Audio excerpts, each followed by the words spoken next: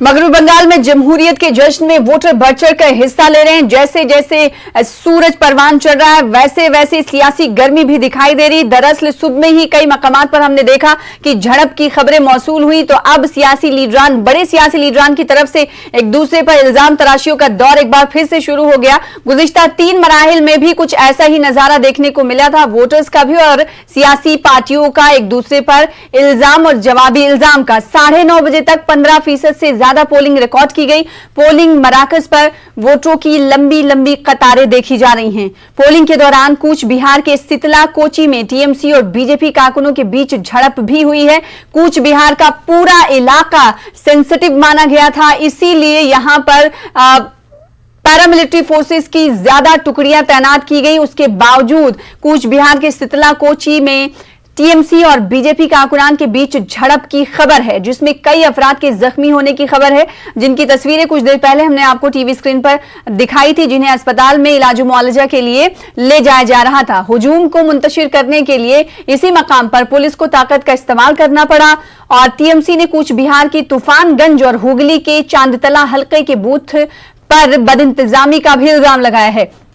तो बदइंतजामी की लड़ाई ये कोई नई नहीं है। यहां पर यह भी बताना बेहद जरूरी है कि हुगली के एक बूथ में गड़बड़ी की वजह से एक बार फिर से पोलिंग की जा रही है। गुज़िश्ता दिनों यहां पर पोलिंग हुई थी, लेकिन एक बूथ पर रीपोलिंग हो रही है। वो इसलिए क्योंकि इलेक्शन कमीशन में इस बूथ के हवाले से, गड़बड़ी के हवाले से शिकायत की गई थी, जिसके बाद इलेक्शन कमीशन ने इस बूथ पर दोबारा पोलिंग करने की बात कही, जो कि आज जारी है। टीएमसी का इल्जाम है कि तूफानगंज में बीजेपी के कारकुनान पोलिंग स्टेशन के 50 मीटर के दायरे में हैं, जबकि चांदीतला में टीएमसी ने सीआरपीएफ पर वोटरों को हक रायदही इस्तेमाल करने से रोकने का इल्जाम लगाया है। आज हावड़ा की 9, हुगली की 10, जनूबी 24 परगना की 11, कूच बिहार की 9 और अलीपुर द्वार की 5 सीटों पर वोट डाले जा रहे हैं। कुल मिलाकर 5 जिले हैं जहां पर 44 असेंबली सीट्स हैं, जिसके लिए पोलिंग हो रही है। आज कई बड़े सियासी लीडरान की किस्मत दांव पर है। मरकजी वजीर की किस्मत दांव पर है। रियासती वजीर की बात करेंगे तो आज उनका भी इम्तिहान है। तो कुल मिलाकर यह कहा जा सकता है कि चौथा मरहला भी सियासी पार्टियों के लिए काफी अहम माना जा रहा है, बकिया 3 मरहलों की तरह। मरकजी वजीर बाबुल सुप्रियो, रियासती वुज़रा पार्थ चटर्जी, आरूप बिस्वास और क्रिकेटर से सियासतदां बने मनोज तिवारी समेत 373 उम्मीदवारों की किस्मत का 1,15,81,000 से ज्यादा वोटर फैसला कर रहे हैं।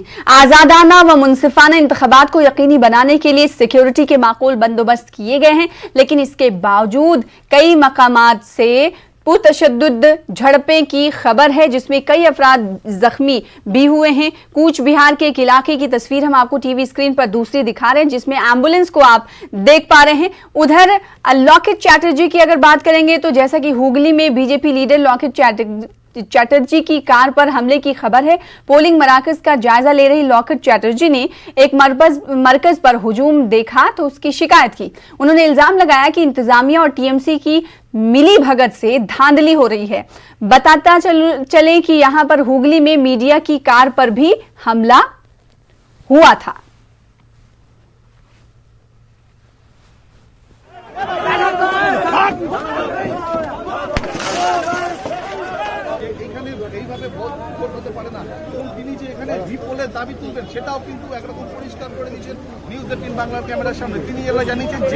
देखिए 66 नंबर बूथ है मंडल में बहुत सारा महिला छप्पा मार रहा था। मैंने पूछा, उनको हाथों में पकड़ लिया था। उन्होंने बोला कि आप वोटर है, आप वोट दिया है? नहीं, मैं इधर का वोटर नहीं। तो क्यों है इधर? मैंने उसका कार्ड देखा, कोविड मैनेजमेंट, झूठ कार्ड। कोविड मैनेजमेंट का कोई ऐसा नहीं है, नियम नहीं है जो ईवीएम के पास जाके किसी को बोलेंगे कि टीएमसी दबाओ। मैंने पकड़ लिया है, टीएमसी कैमरा में उसका छवि दिखा दिया है, उसका कार्ड भी दिखा दिया है। इधर सब लोग मुझे घेर लिया है, मीडिया लोग को घेर लिया है, गाड़ी तो तोड़ दिया, मुझे मारने का कोशिश किया, ईट भी छोड़ा। दीदी की হয়েছিল আপনি যদি একবার বলেন। मैम आपने इसी पे कंप्लेन किया है ma'am? Have you raised this with election commission? Complain किया है। किसी को कंप्लेन किया मैम? मैम पुलिस वहां पर मौजूद था। 66 पुलिस कुछ भी नहीं किया। पुलिस लोग कुछ भी नहीं किया, सब पुलिस को मालूम है, क्योंकि इतना सामने इतना ज्यादा लोग क्यों होगा? 100 मीटर तो नहीं है, इतना सामने बूथ के गेट के सामने इतना ज्यादा मुस्लिम लोग घेर लिया है कि अंदर में छप्पा वोट हो रहा है, बाहर में सब लोग खड़े हुए हैं। लॉकेट भी आएगा, उसको मालूम नहीं है। तो आप तस्वीरें देख रहे हैं लॉकेट चैटर्जी की कार को वहां पर लोगों ने घेर लिया। पैरामिलिट्री फोर्सेज की तरफ से ताकत का इस्तेमाल करना पड़ा।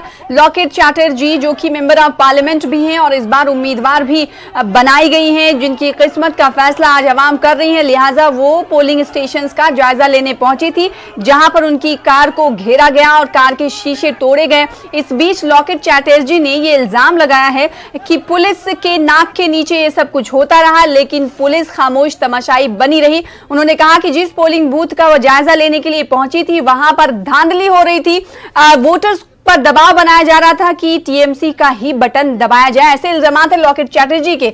ये पहला मौका नहीं है कि किसी लीडर की तरफ से इल्जाम लगाया गया हो। इससे पहले सुजाता मंडल की अगर बात करें जो कि टीएमसी उम्मीदवार बनाई गई थी, कुछ ऐसे ही इल्जाम उन्होंने भी लगाया था जब वो जायजा लेने पहुंची थी। हमारे साथ हमारी नुमाइंदा शबाना एजाज जुड़ रही हैं, जिनका रुख कर लेते हैं। शबाना, इल्जाम और जवाबी इल्जामात का सिलसिला आज भी जारी है। लॉकेट चैटर्जी को हम सुन रहे थे, उन्होंने कहा कि वो पहुंची पोलिंग स्टेशंस पर, लेकिन वहां पर धांधली हो रही थी। पुलिस पर एक बार फिर से इल्जाम उन्होंने लगाया है। यानी ये समझा जाए कि मगरबी बंगाल में जो बकिया 4 मरहले होंगे, ऐसी ही कुछ तस्वीरें उनमें भी देखने को मिलेंगी। बिल्कुल सना, देखिए पहले मरहले से ही जिस तरह से इल्जाम और जवाबी इल्जाम का सिलसिला जारी है वो आज भी देखने को मिला है। आप देखें कि ममता बनर्जी ने भी ऐसे ही इल्जाम लगाया था। उन्होंने सीआरपीएफ पर भी इल्जाम लगाया था कि मरकजी फोर्सेस एक खास पार्टी के दबाव पे जो है वो काम कर रही है, जिसका जवाब गुज़िश्ता कल अमित शाह ने भी दिया, वज़ीर दाखिला ने भी दिया। तो इस तरह के इल्जामात लगाए जा रहे हैं और बड़े लीडरान की तरफ से लगाए जा रहे हैं।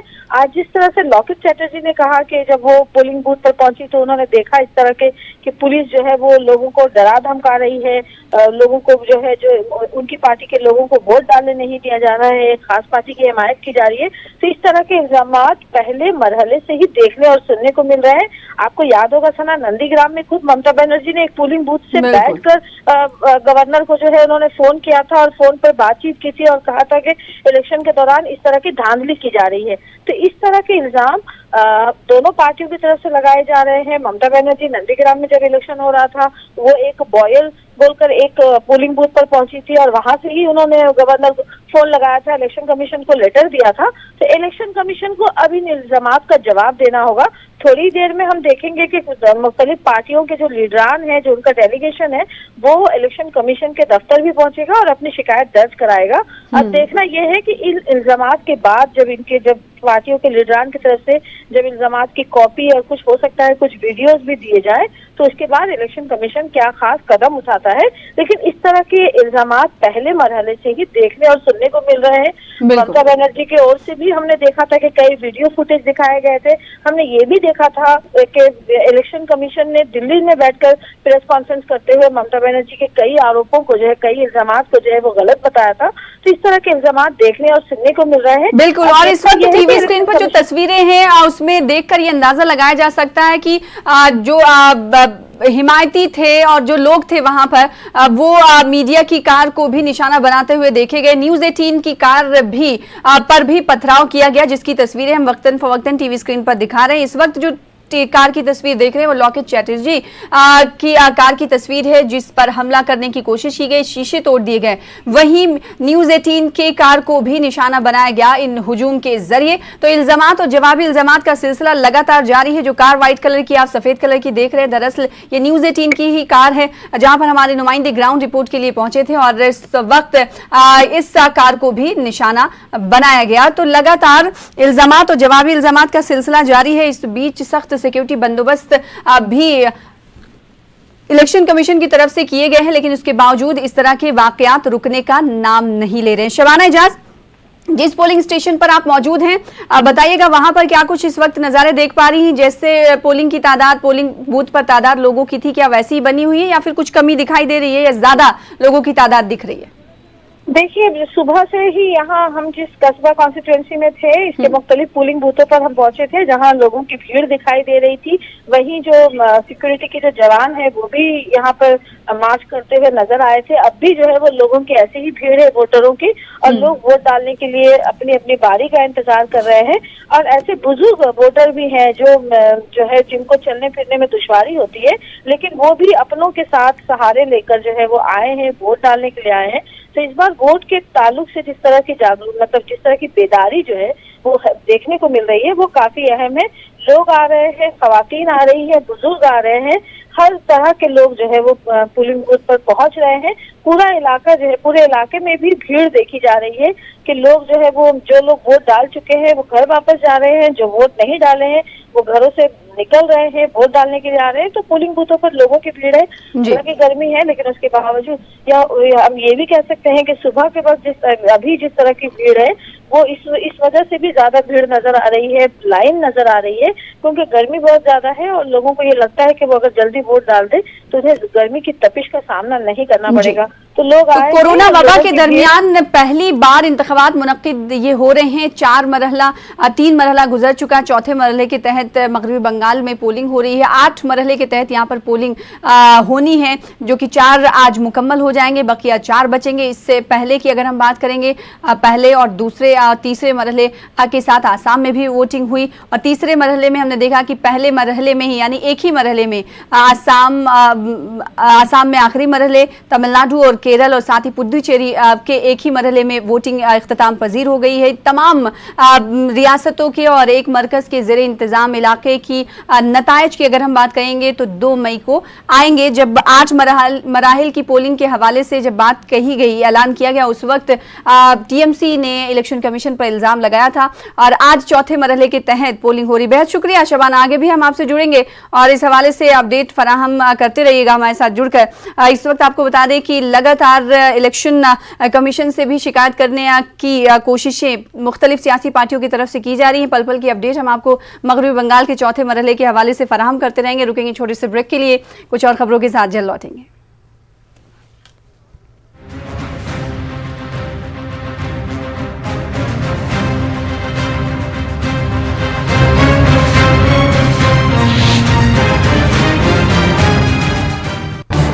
इस न्यूज हेडलाइंस के प्रायोजक पेट सफा आयुर्वेदिक जूस, पेट सफा हर रोग दफा।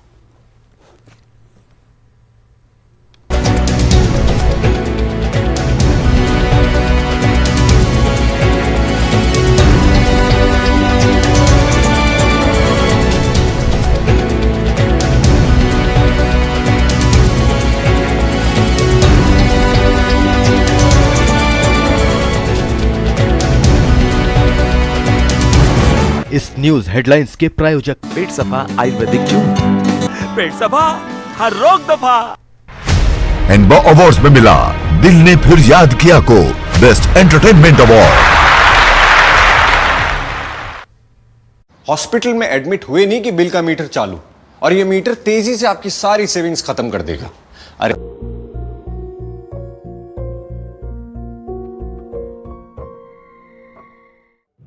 नेटवर्क 18 ला रहा है इस दौर की सबसे बड़ी खबर, कोरोना से सबसे बड़ी जंग। 1200 रिपोर्टर, 20 चैनल और 15 भाषाएं।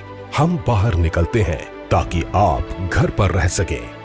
55 करोड़ दर्शकों के भरोसे का शुक्रिया। नेटवर्क 18 ग्रुप, भारत का सबसे बड़ा मीडिया नेटवर्क।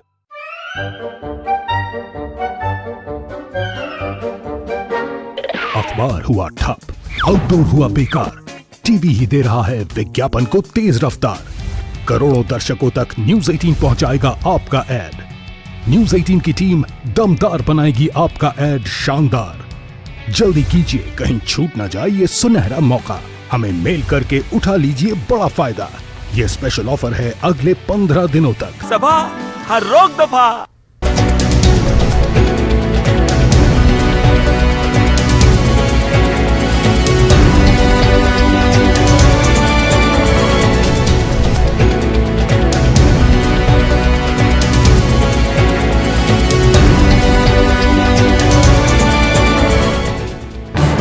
इस न्यूज हेडलाइंस के प्रायोजक पेट सफा आयुर्वेदिक जूस, पेट सफा हर रोग दफा। ENDA अवार्ड 2020 में न्यूज 18 उर्दू ने दिखाया दमखम।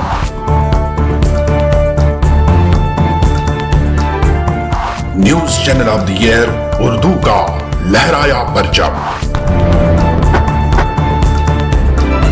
बड़े सलीके, बड़ी सादगी से काम लिया, दिया जला के अंधेरों से इंतकाम लिया।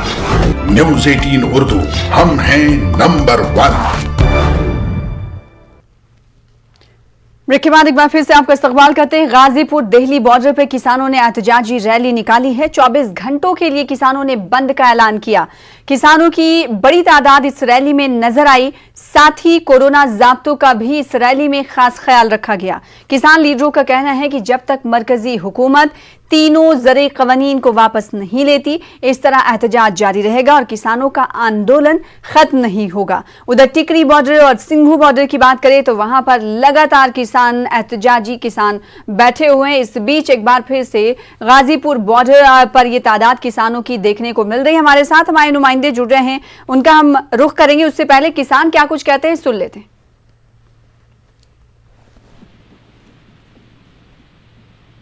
जो भी जरूरी हैं, जो स्वास्थ्य से संबंधित होंगे वाहन वो निकलेंगे, आवश्यक वस्तु से संबंधित होंगे वो निकलेंगे। कोई बच्चे हैं, महिलाएं हैं, कोई बीमार है, जिनको लगेगा कि आवश्यक है वो निकलेंगे। 3 कानून जो हैं वो रद्द होने चाहिए। एमएसपी पे गारंटी का कानून बनना चाहिए। ये परमानेंट मांगे, इसी पे आंदोलन चल रहा है। यहाँ आज ये 5वां महीना चल गया है इस आंदोलन, तो लगातार इस आंदोलन में चल रहा है। अभी तक सरकार कोई सुनवाई नहीं कर रही है और ये तब तक चलता रहेगा आंदोलन जब तक ये तीनों कानून रद्द नहीं हो जाते और एमएसपी गारंटी का कानून नहीं बनता। तो 120 दिनों से ज्यादा का वक्फा गुजर चुका है जब से किसान एहतजाज कर रहे हैं। एक बार फिर से दिल्ली और गाजियाबाद बॉर्डर की तस्वीरें आप देख रहे हैं। हमारे साथ हमारे नुमाइंदे गाजियाबाद से जुड़ रहे हैं रोहित। इस वक्त बताइएगा कि इस बॉर्डर पर क्या कुछ सूरत हाल बनी हुई है। रोहित, क्या इस बॉर्डर से ये लोग दिल्ली की तरफ बढ़ रहे हैं, नोएडा की तरफ बढ़ रहे हैं? जी, मैं बिल्कुल बताना चाहूंगा आपको कि सुबह से ही किसानों ने 9 बजे 8 बजे का जो समय निर्धारित किया गया था, 9 बजे 24 घंटे के लिए ईस्टर्न फेरीवेल केएमपी को पूर्ण रूप से बंद कर दिया किसानों ने। और एक तो किसान गाजीपुर बॉर्डर पे भी अपना आंदोलन कर रहे हैं और आज दूसरी बार इन्होंने केएमपी को पूर्ण रूप से बंद कर दिया। पहले जो इनके आंदोलन का समय होता था वे तकरीबन 4 घंटे के लिए ही होता था, लेकिन अब 24 घंटे के लिए किसानों ने पूर्ण रूप से केएमपी को बंद कर दिया है। और किसान बिल्कुल वहां पर बैठ गए हैं, तिरपाल लगाकर किसान वहां पर बैठ गए हैं और टोल टैक्स को बिल्कुल फ्री कर दिया है। और कोई इस समय मार्ग बिल्कुल बाधित है, जिससे कि आसपास जो सड़कें हैं उन पर गहरा असर पड़ रहा है, क्योंकि 24 घंटे का ये जाम है और कहीं ना कहीं बहुत ही परेशानी इसमें बढ़ने वाली है। तो गाजीपुर बॉर्डर से क्या किसानों की ये रैली नोएडा तक पहुंची है या फिर पहुंचने का इनका कोई मकसद नहीं, सिर्फ रोड ब्लॉक करना है?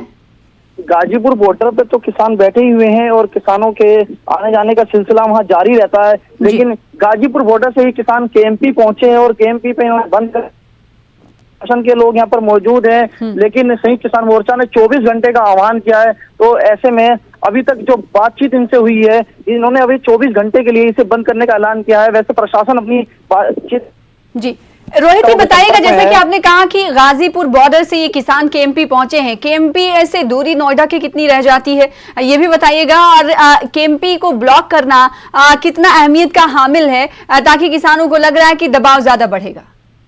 जी बिल्कुल, कुंडली, मानेश्वर और पलवल का ये रास्ता है और गाजीपुर बॉर्डर से तकरीबन 20 किलोमीटर की ये दूरी पड़ती है। गाजीपुर बॉर्डर पर जो NH-24 है उसे भी किसानों ने एक ब्लॉक कर रखा है। दिल्ली से गाजियाबाद की एक सड़क है जो एक तरफ तो जाने के लिए खुली है, लेकिन गाजियाबाद से दिल्ली की तरफ जाने वाली सड़क पूर्ण रूप से बंद है और इधर इन्होंने केएमपी बंद किया है, तो इससे बहुत ही ज्यादा असर पड़ेगा। जो वाहन गुजर रहे हैं उन्हें कहीं ना कहीं परेशानियों का सामना होकर जाना पड़ रहा है यहाँ से। जी, तो जरूरी जो खिदमात है उन्हें निकलने दे रहे हैं किसान, या फिर उन जरूरी सेवाओं में भी बाधा पड़ रही है? बिल्कुल पूर्ण रूप से बाधित है, तो किसान बिल्कुल भी किसानों ने बंद कर रखा है और यहाँ से किसी को वाहन को गुजरने नहीं दिया जा रहा है। और बिल्कुल लेकिन किसान ने का रद्द-ए-अमल कुछ देर पहले अपने दर्शकों को, नाज़रीन को हमने दिखाया रोहित, उन्होंने कहा कि जो जरूरी सेवाएं हैं उसमें हर्डल पहुंचाने की कोशिश नहीं की जाएगी, लेकिन जमीनी सूरत हाल क्या इससे अलग है जैसा कि आप बोल रहे हैं? मैं बताना चाहूंगा कि जो आवश्यकता है सेवा किसानों ने बिल्कुल भी बंद नहीं कर रखा है। वे कोई महिलाएं जा रही हैं बाइक पे या गाड़ी में बैठी है, उन्हें भी गुजर दिया जा रहा है, नहीं करना पड़ रहा है। लेकिन फिलहाल किसान केएमपी बंद कर रखा है और कोई परेशानी हो रही। बिल्कुल, तो बहुत शुक्रिया अदा करना चाहेंगे रोहित, ग्राउंड रिपोर्ट इस वक्त देने के लिए। एक बार फिर से अपने नाज़रीन को बता दें कि ये गाजियाबाद बॉर्डर, दिल्ली गाजियाबाद बॉर्डर पर किसान बैठे हुए हैं, तो वहीं केएमपी पहुंच गए हैं। कल्पी, मानेश्वर, पलवल रोड को ब्लॉक किया गया है पूरी तरीके से किसानों के जरिए, जो कि काफी अहम है और जरूरी खिदमात भी मुतासिर हो रही हैं।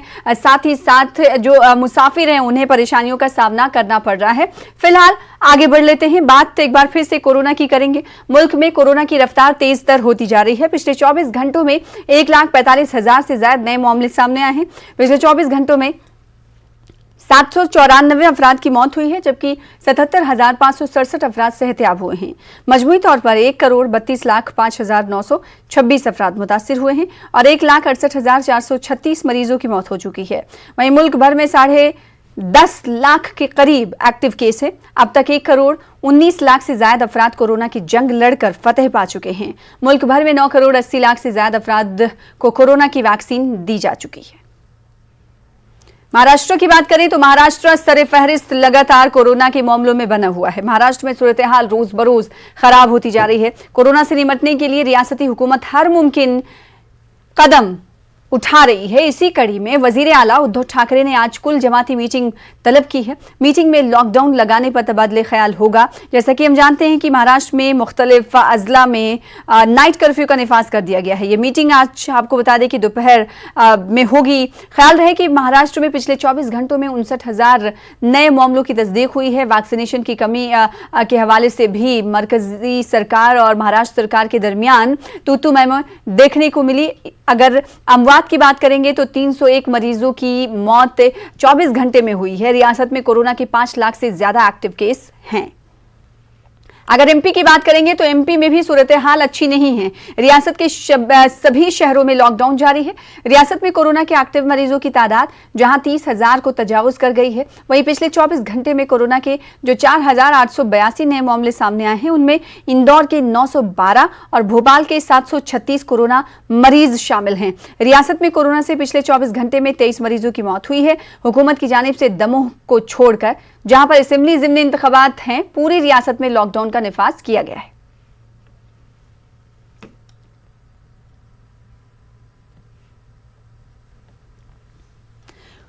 उधर गाजियाबाद के निजी अस्पतालों में कोरोना वैक्सीन खत्म हो चुकी है। इस हवाले से नाज़रीन को हमने खबर दी थी कि गाजियाबाद के कुछ प्राइवेट अस्पताल हैं जहां पर वैक्सीनेशन नहीं हो रहा है और वैक्सीनेशन आपको बता दें कि पीर से नहीं हो रहा है, यानी मंडे से वैक्सीन खत्म होने की वजह से यहां पर लोगों को वैक्सीन नहीं दी जा रही है। लोगों में इस हवाले से काफी बेचैनी दिखाई दे रही है। जिन लोगों ने कोविड का पहला डोज ले लिया है, दूसरे डोज के लिए वो ज्यादा परेशान नजर आ रहे हैं।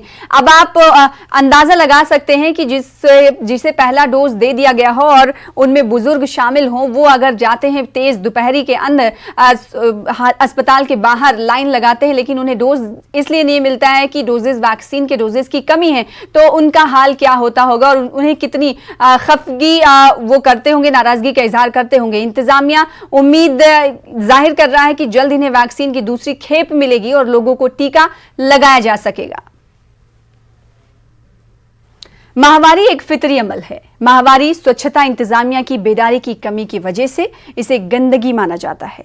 इस मसले का हल करने के मकसद से नोएडा के अमेठी इंटरनेशनल स्कूल के तलबा ने एक समाजी मुहिम परवाह कीर्ति चलाई है, जिसका मकसद लड़का लड़की दोनों में पीरियड्स को लेकर बेदारी को बढ़ाना है। चुप रहे और इसे छुपाते रहे। मासिक धर्म एक औरत के, एक स्त्री के इस्तेमाल में गतिविधि ही तो है। We are Team Prabhakriti and menstruation matters. Every other problem is acknowledged by society as a problem, and society makes an effort to work towards it. However, when we talk about menstruation, its very existence is not acknowledged by society. What are mere statistics and numbers for us are affecting women's life in a very, very real way every day. So we started Prabhakriti in an effort that no other girl from our generation will have to suffer any medical problems that might stem from the ignorance that comes from the taboos. Being a boy, I was bullied and teased a lot during the start of this initiative, and I knew that that was the problem that had to change. Once we went through with the initiative, once we conducted a variety of activities with different classes, a lot of boys showed up for volunteering, and the boys who were actually teasing me before, they actually signed up to be the head volunteers for Pravakriti. One way we connected with the youth was through video games, but it's an educational experience because you're being rewarded with information. So in the game, you kill, a certain number of crap monsters, and you're rewarded with a hot water bottle. The school, of course, they gave us a platform. They allowed us to conduct activities with the students, and they allowed us to conduct activities with students as young as 4th graders. I think that I am really, really proud to be one of the founding members of the Pravakriti, and especially being a boy. When people saw that even a boy was talking about this so freely, they became more and more motivated, and even they understood that this was not a topic to be ashamed of, and anyone could talk about this freely.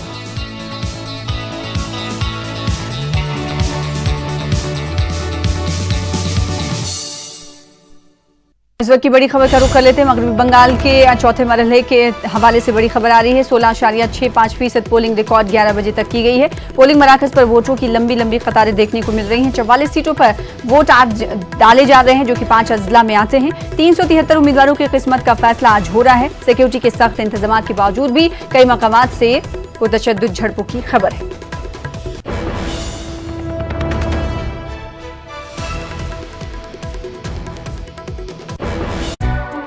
The best watches are from